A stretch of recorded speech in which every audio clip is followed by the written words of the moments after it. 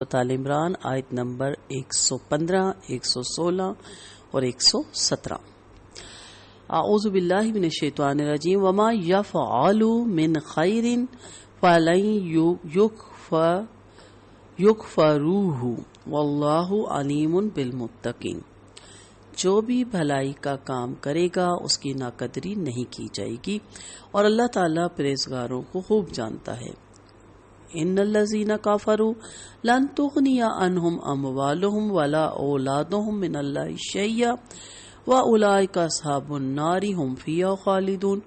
بلا شبہ یہ جو لوگ کافر ہوئے ان کے مال اور ان کی اولاد اللہ کے ہاں کچھ کام نہیں آئے گا، یہی لوگ اہل دوزخ ہیں جو اس میں ہمیشہ رہیں گے۔ مثل ما ينفقون فی ھذہ الحیاۃ الدنیا کمثل ریح فیہ سر اصابت حرث قوم ظلموا انفسهم فاہلکتہ۔ یہ کافر لوگ جو کچھ اس دنیاوی زندگی میں خرچ کرتے ہیں اس کی مثال اس ہوا کی سی ہے جس میں پالا ہو، اور یہ ہوا ایسے لوگوں کی کھیتی پر جا پہنچے جنہوں نے اپنے اوپر ظلم کیا اور اس کھیتی کو تباہ کر ڈالے۔ وما ظلموہم ھم اللہ، اور اللہ تعالیٰ نے نہیں ظلم کیا ان پر، ولیکن انفسہم یظلمون، اور یہ لوگ اپنی جانوں پہ خود ہی ظلم کرتے ہیں۔ آیت نمبر 115 میں اللہ تعالیٰ بتا رہے ہیں کہ اسلام لانے سے سابقہ گناہ معاف مگر نیک کام کا اجر ملے گا۔ یعنی اہل کتاب کے منصف مزاج لوگ جو اسلام لے آئے ہیں ان کے اسلام لانے سے پہلے کے اچھے کاموں کا انہیں بدلہ دیا جائے گا، کیونکہ اسلام لانے کے دو فائدے ہیں اور وہ حدیث سیاح سے ثابت ہے۔ ایک تو یہ ہے کہ اسلام لانے سے پہلے کے گناہ معاف کر دیے جاتے ہیں، اور دوسرا یہ کہ اسلام لانے سے پہلے نیک اعمال برقرار رکھے جاتے ہیں، یعنی دور کفر کے اچھے کاموں کا بھی انہیں ثواب عطا کیا جائے گا، اور کافروں کا معاملہ اس کے برعکس ہوتا ہے، یہ دنیا کی نیکیاں بھی ان کی برباد اور گناہ ان پہ لازم آتا ہے۔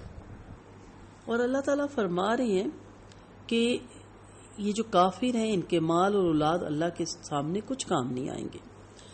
دنیا میں انسان کو اپنے مال و دولت، زمین و زر، جائیداد اور اولاد، خاندان پر بڑا ناز اور بھروسہ ہوتا ہے، اور ان چیزوں کو وہ اپنی کامیابی کا بہت بڑا ذریعہ خیال کرتی ہیں اور سمجھتے ہیں کہ مال و زر کے ڈھیر، بیٹے اور رشتہ دار ہر جگہ اس کے کام آئیں گے۔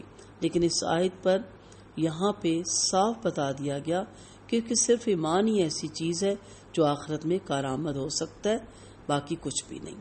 تو اس لیے انہیں اس چیز میں بڑی تھی خوش فہمی کہ ہم بڑا اللہ کی راہ میں دے رہے ہیں، دائیں بائیں خرچ کر رہے ہیں، اور یہی چیز ہمارے کام آئے گی۔ نبی کریم صلی اللہ علیہ وسلم کا فرمان ہے، اس سے پہلے کہ ایسا بڑھاپا آ جائے جس میں سر ہلنے لگے، یا غفلت کی حالت میں موت آ جائے، یا حرکت سے روک دینے والی بیماری آ جائے، یا نا امید کرنے والی تاخیر آ جائے، نیک اعمال کر لیں۔ تو نیک اعمال کریں، صدقہ خیرات کریں، لیکن ایمان کا اس کے ساتھ ہونا ضروری ہے۔ پھر اگلی آیت میں اللہ تعالیٰ نے بتایا کہ ان لوگوں کی مثال جو کافر ہیں، دنیا کی زندگی میں خرچ کرتے کس طرح ہے۔ اس دنیا میں انسان جو کچھ بوئے گا وہ عالم آخرت میں کاٹے گا، مگر دنیا میں بوئی ہوئی کھیتی کے برآور ہونے کے لیے چند شرائط ہیں۔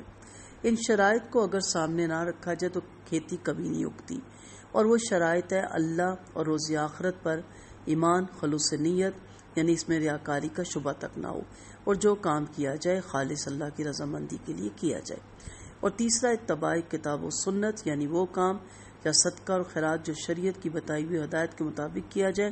ان میں سے اگر کوئی چیز بھی کم ہوئی تو آخرت میں کچھ حاصل نہیں ہوگا۔ تو یہاں دنیا میں آپ جو بو رہے ہیں وہ آخرت میں کاٹیں گے، تو بونے سے پہلے یہ سوچیں کہ کیا ان شرائط پہ یہ چیزیں پوری اترتی ہیں، یا میں دکھاوا، ریاکاری، شہرت، کبریائی، تکبر کی خاطر یہ سارے کام کر رہا ہوں۔ اگر ایسا کر رہے ہیں تو یاد رکھیں پھر کافروں جیسا ہی معاملہ ہے۔ کافروں کے نزدیک بھی سب کچھ دنیا ہی تھی، لیکن مومن کے لیے سب کچھ آخرت ہوتا ہے۔ تو مومن کو چاہیے کہ وہ جو بھی کرے اللہ کی رضا کے لیے کرے۔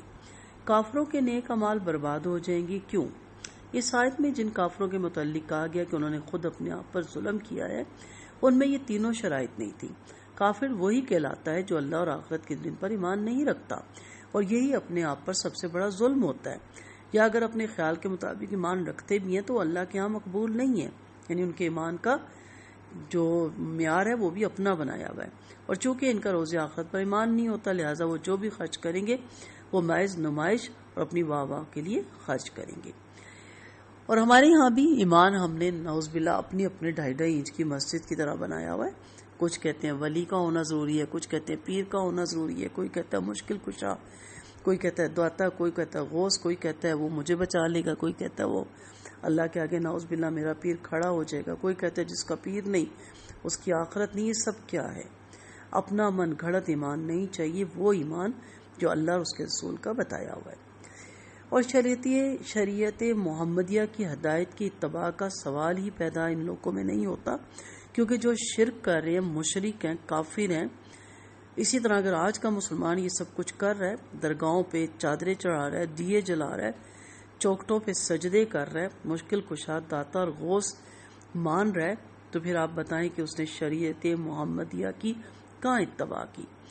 تو پھر آخرت میں بھلا ایسے اعمال کا کیا بدلہ مل سکتا ہے؟ کیونکہ وہاں تو آپ تیار کھڑی ہیں نا کہ میرا پیر، میرا مرشد، میرا ولی، میری چڑھائی ہوئی چادر، میرا دیا اور میری کھڑکائی ہوئی دیگیں آ کے مجھے بچا لیں گی۔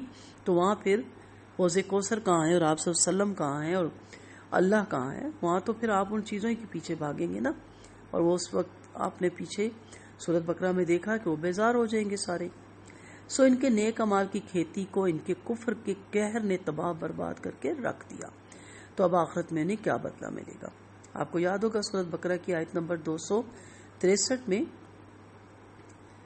لوگوں کے دکھاوے کی خاطر خرچ کرنے والوں کی مثال بیان کی گئی کہ جیسے ایک صاف چکنے پتھر پر تھوڑی سی مٹی پڑی ہو اور اس مٹی میں کوئی بیج بو دے، پھر زور کی بارش آئے تو دانا اور مٹی ہر چیز کو بہا کر لے جائے اور صاف چکنا پتھر باقی رہ جائے۔ اور یہاں یہ مثال بیان کی گئی کہ کھیتی تو اگ گئی مگر اس پر ایسی شدید ٹھنڈی ہوا چلی جس نے اس کھیتی کو بھسم کر کے رکھ دیا۔ دونوں مثالوں کا ایک ہی مطلب ہے کہ ایسے کافروں اور ریاکاروں کو آخرت میں ان کے صدقہ و خیرات کا کچھ بھی اجر نہیں ملے گا، کیونکہ ان کی کھیتی تو دنیا ہی میں تباہ برباد ہو جائے گی، اور جو کام انہوں نے آخرت کے لیے کیا ہی نہ تھا اس کی انہیں جزا کیسے مل سکتی ہے؟ وآخر دعوانا ان الحمد للہ رب العالمین۔